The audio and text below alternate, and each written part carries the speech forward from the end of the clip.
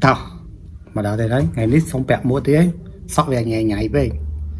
chẳng xong bẹt một bật sọ mới ngày nít nhưng mà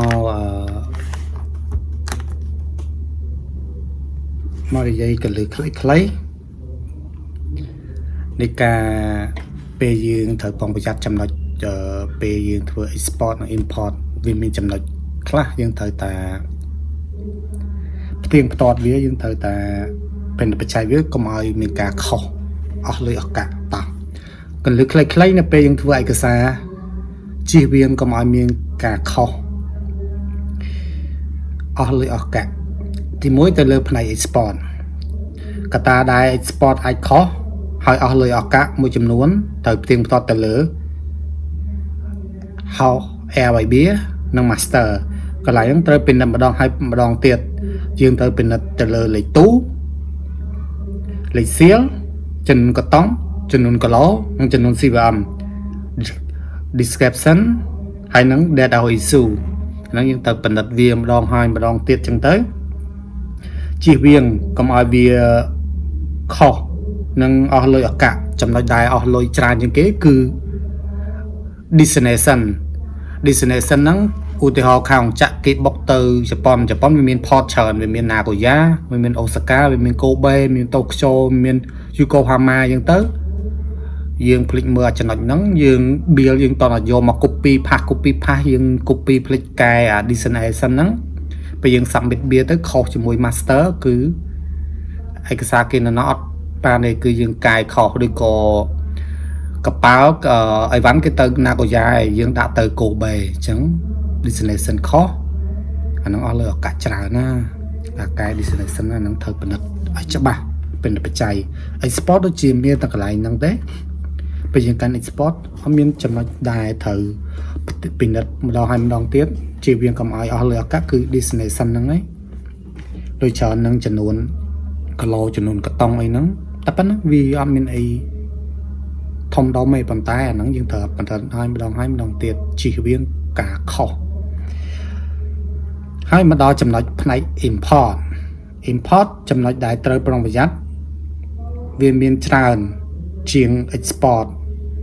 ព្រោះ import យើងត្រូវពេលគេផ្ញើវាមកយើងត្រូវផ្ទៀងជាមួយអង្គចាក់យើងត្រូវផ្ទៀង port of discharge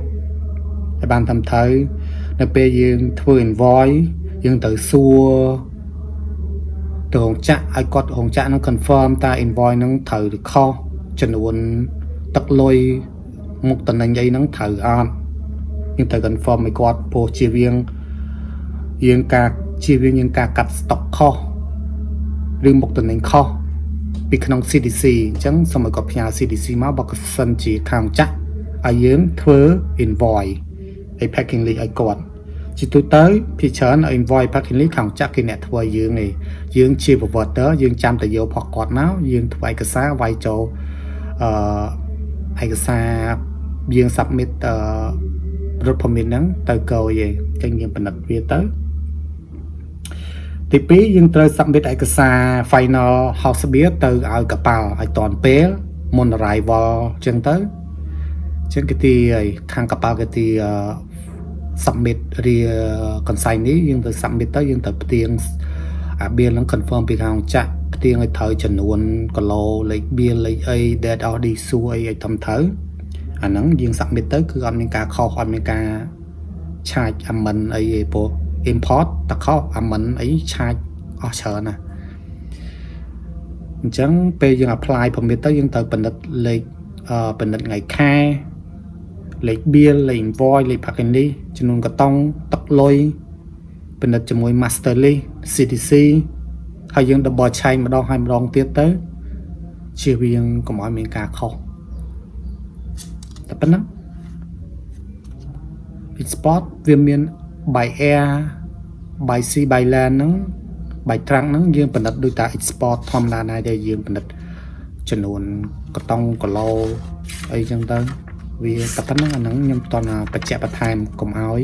ជាមានការធ្វេសប្រហែសយើងត្រូវផ្ទៀងជាពិសេស export